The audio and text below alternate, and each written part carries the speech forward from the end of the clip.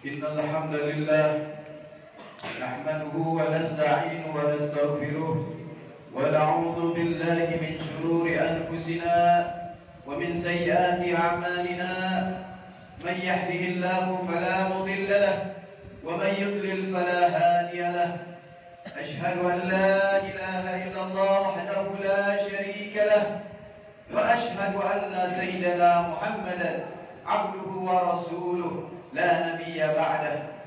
اللهم صل وسلم على سيدنا محمد الفاتح لما أغلق والخاتم لما سبق ناصر الحق بالحق والهادي إلى صراطك المستقيم وعلى آله وصحبه حق قدره ومقداره العظيم.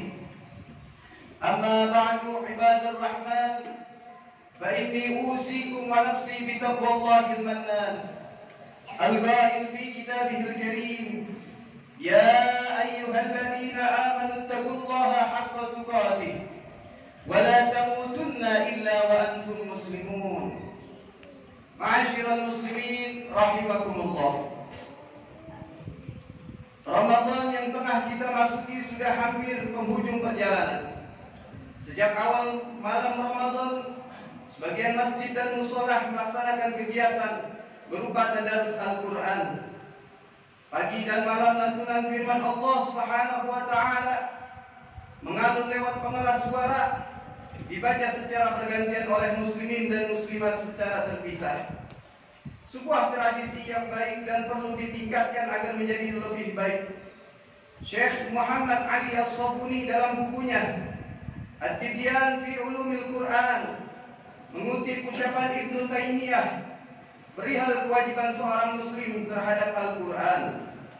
Kata Ibnu Taimiyah, barang siapa tidak membaca Al-Quran, ia telah meninggalkan Al-Quran.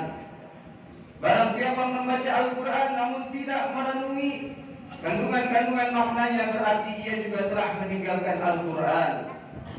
Dan barang siapa yang membaca Al-Quran serta merenunginya namun isinya tak ia amalkan, sama saja ia telah meninggalkan Al-Quran. Ucapan tersebut mengajak kita untuk serius menjadikan Al-Quran sebagai pegangan kehidupan dalam hal apa saja. Al-Quran tidak boleh kita kenal hanya di bulan Ramadan, namun dalam tiap langkah dan waktu. Kesimpulan dari ungkapan tersebut ada 3 hal: membaca, merenungi, atau memahami dan mengamalkan. Mari kita rinci ketiga hal sebagai berikut. Pertama, membaca Al-Quran. Tentu sangat sukar dipahami jika ada seorang muslim yang belum mampu membaca kitab suci ini dengan baik dan benar sesuai kaidah tajwid. Imam Nawawi mengatakan membaca Al-Quran itu lebih utama dari membaca tasbih, takbir dan zikir-zikir lainnya. Pendapat ini selaras dengan bunyi hadis Nabi sallallahu alaihi wasallam: "Fadlu kalamillahi 'ala sa'iril kalami ka fadlillahi 'ala khalqi." Keutamaan firman Allah atas seluruh kalam seperti keutamaan wujud Allah dibanding makhluknya. Man qara'a harfan min kitabillah falahu bihi hasanah wal hasanatu bi 'ashri amsalha. La aqulu alif lam mim harfun walakin alif harfun wa lam harfun wa mim harfun. Siapa yang membaca satu huruf dari Al-Quran, maka baginya satu kebaikan, dan kebaikan itu akan dilipat gandakan 10 kali lipat. Aku tidak mengatakan bahwa alif lam mim itu satu huruf, akan tetapi alif satu huruf, lam satu huruf, dan mim satu huruf. Hadis riwayat Tirmizi. Man qara'a al-Quran wa 'alima bima fihi ulbisa walidahu tajan yaumal qiyamah daw'uhu ahsanu min daw'i syamsi fi buyutid dunya law kanat fikum fama dhannukum billadhi 'amila bihadza. Siapa yang membaca Al-Quran dan mengamalkan apa yang terdapat di dalamnya, maka pada hari kiamat nanti kedua orang tuanya akan dipakaikan mahkota yang cahayanya lebih indah dari cahaya matahari yang menyinari rumah-rumah kalian. Kalaulah hal itu terjadi pada diri kalian, bagaimana halnya dengan yang mengerjakannya? Seorang peneliti muslim bernama Dr. Ahmad Al-Qadi mengadakan penelitian di Florida, Amerika Serikat tentang pengaruh Al-Quran bagi orang yang mendengarkannya.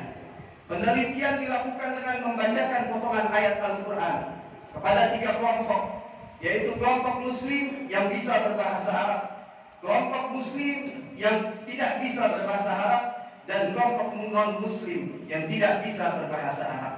Dari hasil penelitian tersebut menyimpulkan bahwa hanya dengan mendengarkan bacaan Al-Quran, ketiga kelompok tersebut mampu merasakan perubahan psikologis yang besar, seperti penurunan depresi, kesedihan, bahkan dapat memperoleh ketenangan dan lebih kuat dalam menghadapi berbagai macam penyakit. Dalam penelitian lain yang dilakukan Muhammad Salim dan dipublikasikan di Universitas Boston menyebutkan pengaruh bacaan Al-Quran terhadap kebahagiaan seseorang. Muhammad Salim menggunakan 5 orang sukarelawan yang terdiri dari 3 orang pria dan 2 orang wanita. Kelima orang tersebut sama sekali tidak mengerti bahasa Arab dan mereka pun tidak diberitahu bahwa yang akan diperdengarkan adalah Al-Quran. Penelitian dilakukan sebanyak 210 kali yang terbagi menjadi 2 sesi, yaitu membaca Al-Quran, membacakan Al-Quran secara tartil dan membacakan bahasa Arab yang bukan dari Al-Quran.